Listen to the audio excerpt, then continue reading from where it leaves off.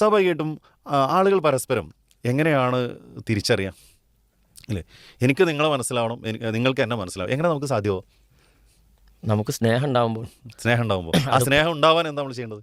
നമ്മൾ പരസ്പരം അറിയണം, സംസാരിക്കണം. അതിലേക്കാണ് വരുന്നത്. കമ്മ്യൂണിക്കേഷൻ വലിയ പങ്കുണ്ടെന്നുള്ള, സംസാരിക്കുക എന്നുള്ളതിന് വലിയ പങ്കുണ്ടെന്നുള്ള. നിങ്ങളുടെ മനസ്സിലുള്ള കാര്യങ്ങൾ തുറന്നു പറയുമ്പോഴാണ് നിങ്ങൾ അനുഭവിക്കുന്ന സങ്കടം ഉണ്ടെങ്കിൽ ആ സങ്കടം മനസ്സിലാക്കാൻ പറ്റുക, എന്താ പറയുക, സന്തോഷം ഉണ്ടാവുമ്പോൾ ആ സന്തോഷം മനസ്സിലാക്കാൻ പറ്റുക, നിങ്ങളുടെ ഫീലിങ്ങുകൾ മനസ്സിലാക്കുന്നതാണ്. അപ്പോൾ ഇണകൾ തമ്മിൽ ഏറ്റവും നല്ല സംസാരം, അങ്ങോട്ടും ഇങ്ങോട്ടുള്ള നല്ല കമ്മ്യൂണിക്കേഷൻ ഉണ്ടാവണമെന്നുള്ളതാണ്. അപ്പോൾ ഇത് പറയുമ്പോൾ എനിക്ക് പറയാൻ പറ്റുന്നൊരു കാര്യം, ഞാൻ എന്നെ അത്ഭുതപ്പെടുത്തുകയാണ്. നമ്മൾക്കത് പറയണ്ടെങ്കിലും നമ്മളൊക്കെ പരമാവധിന് വേണ്ടി ശ്രമിക്കുന്നുണ്ടെങ്കിലും ഒരു 100% എന്തായാലും എത്താൻ സാധിച്ചിട്ടില്ല എന്നുള്ളത് ബോധ്യത്തോട് കൂടിയിട്ട് നമ്മളത് പറയണത്. കഴിഞ്ഞ വെക്കേഷൻ്റെ സമയത്ത് വയനാട്ടിലൊരു പ്രോഗ്രാമിന് വേണ്ടി, റിസോർട്ടിലൊരു പ്രോഗ്രാമിന് വേണ്ടിയിട്ട് പോയതാണ്. അപ്പോൾ നമ്മുടെ പ്രോഗ്രാം നടക്കുന്ന സമയത്ത് അത് കഴിഞ്ഞിങ്ങനെ വന്നപ്പോൾ അപ്പുറത്തുള്ള അയാൾ വന്നിട്ട് ഷെയ്ഖാൻ്റെ അകത്ത് തന്നു. അപ്പോൾ അദ്ദേഹം ഇംഗ്ലീഷിലാണ് സംസാരിക്കുന്നത്. അപ്പോൾ ഞാൻ മലയാളിയല്ലേ ചോദിച്ചു. അപ്പോൾ അല്ല, മലയാളിയല്ല, ഒരു കർണാടകയിലാണ് താമസിക്കുന്നത്. അപ്പോൾ അങ്ങനെ കാര്യങ്ങളൊക്കെ ചോദിച്ചു. എന്നോട് പറഞ്ഞു, ഞാൻ ഇവിടെ അധ്യാപകനാണ്, ഇവിടെ എന്താണ് ഈ പ്രോഗ്രാം കുട്ടികൾക്ക് വേണ്ടിയിട്ട്. അപ്പോൾ കുട്ടികൾക്കൊരു ലീഡർഷിപ്പ് അങ്ങനെയുള്ള കാര്യങ്ങളൊക്കെ ചെയ്തതാണ്. ഇത് ആരാണ് ഓർഗനൈസ് ചെയ്യുന്നത്? അപ്പോൾ ഇവിടുത്തെ ഒരു സംഘം ആളുകളും ഇത് എത്രാം ക്ലാസ്സിൽ പഠിക്കുന്ന കുട്ടികളൊക്കെ ചോദിച്ചു. അപ്പോൾ അദ്ദേഹം ഞാൻ പറഞ്ഞു വെച്ചാൽ 10ാം ക്ലാസ്സിൽ പരീക്ഷ എഴുതിയ കുട്ടികളുണ്ട്, +1 ഇപ്പോൾ പഠിച്ചുകൊണ്ടിരിക്കുന്നവരുണ്ട്, +2 കുട്ടികളുണ്ട്. അപ്പോൾ അദ്ദേഹത്തിൻ്റെ റൂമിൽ പോയിട്ട് എന്ത് ചെയ്തറിയാം, കുട്ടികളുടെ എണ്ണമൊക്കെ ചോദിച്ചു. അവിടുത്തെ എൻ്റെ കൂടെയുള്ള ആ പ്രോഗ്രാം സംഘടിപ്പിക്കുന്നത് അവർക്ക് എല്ലാവർക്കും പേന, അദ്ദേഹം ഒരു കമ്പനി നടത്തുന്ന ഒരാളാണ്, അദ്ദേഹത്തിൻ്റെ ആ കമ്പനിയുടെ ഒരു പേന ഗിഫ്റ്റായിട്ട് കൊണ്ടുവന്ന് കൊടുത്തു. അപ്പോൾ ഞാൻ അദ്ദേഹത്തിനോട് ചോദിച്ചത്, നമ്മൾ ആകെ ജസ്റ്റ് അവിടുന്ന് പരിചയപ്പെട്ടു. അപ്പോൾ അന്ന് ആ ഒരു റിസോർട്ടിൽ താമസിക്കുന്ന ഒരു താമസക്കാരാണ് അദ്ദേഹം. അപ്പോൾ അദ്ദേഹത്തിനോട്, നിങ്ങൾ കർണാടക എന്നൊക്കെ ഇത്ര ദൂരം? അപ്പോൾ പറഞ്ഞു, ഞാൻ ആരൊക്കെ കൂടുതലെന്ന് ചോദിച്ചപ്പം അദ്ദേഹത്തിൻ്റെ വൈഫുള്ളൂ. അപ്പോൾ മക്കൾ ഉണ്ടോ എന്ന് ചോദിച്ചാൽ മക്കളൊക്കെ ഉണ്ട്. അപ്പോൾ എത്രാം ക്ലാസ്സിലാണ്? 3 മക്കളുണ്ട്. അപ്പോൾ അതിൽ ഏറ്റവും ചെറിയ കുട്ടി ഇപ്പോൾ ഈ വെക്കേഷൻ്റെ സമയത്ത് 10ാം ക്ലാസ് പരീക്ഷ എഴുതി റിസൾട്ട് വെയിറ്റ് ചെയ്തുകൊണ്ടിരിക്കുന്ന സമയത്താണ്. അപ്പോൾ ചോദിച്ചാൽ മക്കളൊന്നും കൊണ്ടുവന്നിട്ടില്ല ചോദിച്ചു.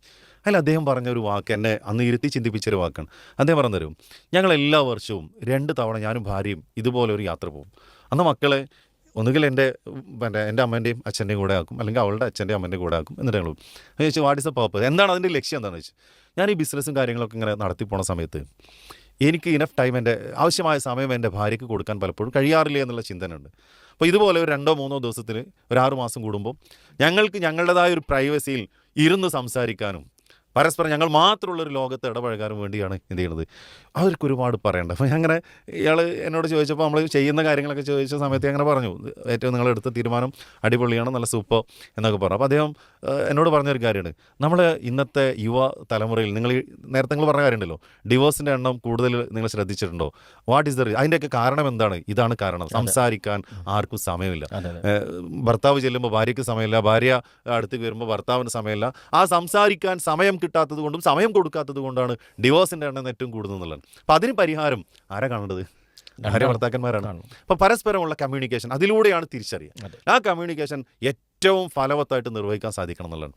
അവിടെ നമ്മൾ തുറന്ന് സംസാരിക്കാൻ കഴിയണം. ലൈഫിൻ്റെ എന്തെങ്കിലുമൊക്കെ നല്ല കാര്യങ്ങളുണ്ടാകും, നല്ല കാര്യങ്ങൾ വേണം. എന്തെങ്കിലുമൊക്കെ പ്രയാസങ്ങളുണ്ടെങ്കിൽ ആ പ്രയാസങ്ങൾ തുറന്നു പറയുന്നത് പിന്നീടൊരു അപകടത്തിലേക്ക് എത്താൻ പാടില്ല.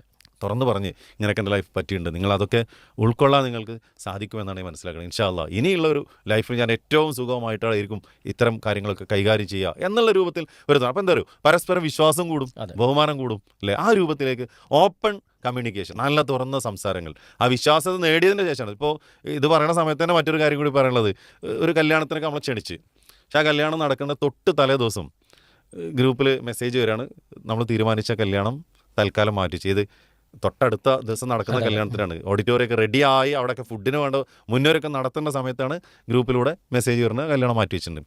അപ്പോൾ ആ ഒരു സമയത്ത് നമുക്ക് അവരോട് ചോദിക്കാനൊരു മടി, കാരണം ഇപ്പം ഇനി ചോദിച്ചു കഴിഞ്ഞാൽ എന്തെങ്കിലുമാണ്. പിന്നീട് ആ കുട്ടിയുടെ കല്യാണം വീണ്ടും തീരുമാനിക്കുന്നു. അത് ക്ഷണിക്കാൻ വേണ്ടിയിട്ട് നമ്മൾ വിളിക്കുന്ന സമയത്ത് ചോദിച്ചാൽ, അല്ല എന്താ അന്ന് സംഭവിച്ചത്, അന്ന് നിങ്ങളോടത് ചോദിക്കാതിരുന്നത് നിങ്ങൾക്കൊരു പ്രയാസമാണ്, സംഭവം സത്യം തന്നെ. അപ്പോൾ എന്താ വെച്ചാൽ ഈ നിക്കാഹൊക്കെ നടക്കുന്നതിന് തൊട്ട് മുമ്പ് കാര്യങ്ങളൊക്കെ ഉറപ്പിച്ചതിന് ശേഷം ഈ കല്യാണം നടക്കുമ്പോൾ ഓട്ടോമാറ്റിക്കലി അവർ ഭാര്യ ഭർത്താക്കന്മാർ എന്നുള്ള നിലയ്ക്ക്, തൻ്റെ ഭാവി ഇണ എന്നുള്ള നിലയ്ക്ക് ഫോണിലൂടെ സംസാരിച്ചു. അപ്പോൾ എല്ലാ കാര്യങ്ങളും അങ്ങോട്ടും ഇങ്ങോട്ടും എന്ത് ചെയ്തു, ഓപ്പണായിട്ട് സംസാരിച്ചു.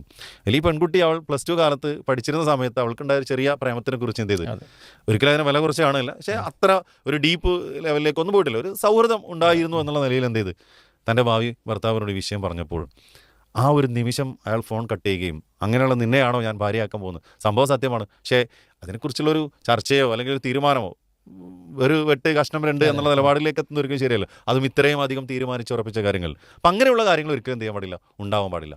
ഒരു പരസ്പര വിശ്വാസം ഉണ്ടാക്കിയതിന് ശേഷം തുറന്ന് സംസാരിക്കാൻ സാധിക്കണം. അതെ. ഒന്നുകൂടി അടിവരയിട്ട് പറഞ്ഞാൽ പരസ്പരം വിശ്വാസം ഉണ്ടാക്കിയതിന് ശേഷം തുറന്ന് സംസാരിക്കാൻ സാധിക്കണം എന്നുള്ളതാണ്.